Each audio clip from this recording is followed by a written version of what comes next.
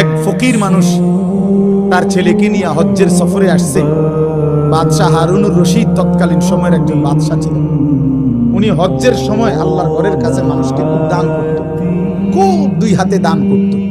তো এই গরিব মানুষটাও ফকির। এই বেটা শুনছে, বেটার ফুতরে নিয়া দূর দেশ থেকে আসছে, দূর থেকে।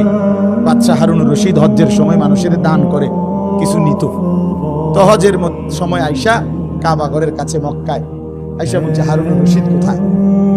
তো লোকেরা দেখায় দিছে, ওই যে কাবা শরীফের সামনে দাঁড়াইয়া দোয়া করতেছে, কাবা ঘরের দিকে ফিরে। উনি হারুনুর রশিদ, তুমি পিছনে গিয়া দাঁড়াও, ওনার মুনাজাত শেষ হইলে উনি দান করবে, তুমি গিয়া দাঁড়াও। তো ওই লোক ফুতেরে নিয়া পিছনে দাঁড়াইছে। ওই বাদশাহ হারুনুর রশিদ যে দোয়া করতেছে কাবা ঘরের সামনে দাঁড়িয়ে, তো পিছনে গিয়া দাঁড়াইছে, দাঁড়াইয়া শুনতেছে বেড়ায় দোয়া করে ওই বাদশাহ। তো এই লোকটা অনেকক্ষণ শুনছে দোয়া যে কি কয়। লোকটা দেখতেছে, হায় হায়, এই বেড়ার সমস্যার শেষ নাই। ওটা কত কিছু আল্লাহর কাছে চাইতেছে, কেবল বলতেছে উনারই যে সমস্যার শেষ নাই, উনি আমারে কি দিব। শেষে এই লোক তার দিল খুলে গেছে। সে তার ছেলেরে বলতেছে, ফুত, যার কাছে চাইতে আসছি তারই তো সমস্যার শেষ নাই, ফুত, সেই তো আরেকজনের কাছে চাইতেছে, সে আমারে কি দিবে রে বাপ।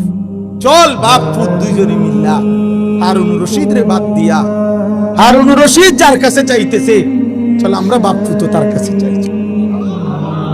আমাদের প্রতি মালিকের দয়া কি পরিমাণ হবে।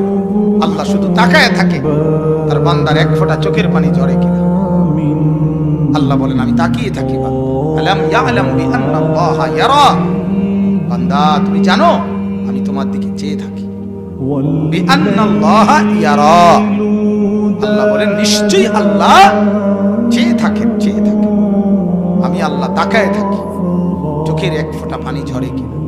যদি রাত গভীরে চোখের পানি ঝরে, দিনের আলোতেও ঝরে, আফসোসের এক ফোঁটা পানি দেখলে আমি আল্লাহ 70 বছরের গুনাহ একত্রে মাফ করি। সুবহানাল্লাহ। 50 বছরের গুনাহ একসাথে মাফ করে দিই, 60 বছরের গুনাহ একত্রে মাফ করে দিই। এজন্য মাফ। আল্লাহ তাআলা 24 ঘন্টা নজর রাখে।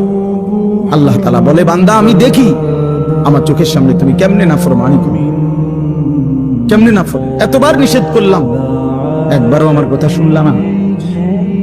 এতবার আদেশ করলাম, একবারও শুনলা না। কোরআন শরীফে আছে, আল্লাহ বলছেন, ফাবিআইয়ি হাদিসিন বা'দাহু ইউমিনুন।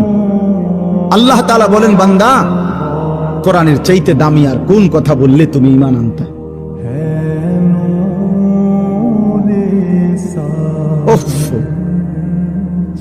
এর চাইতে দামি কি বললে তুমি বিশ্বাস করো?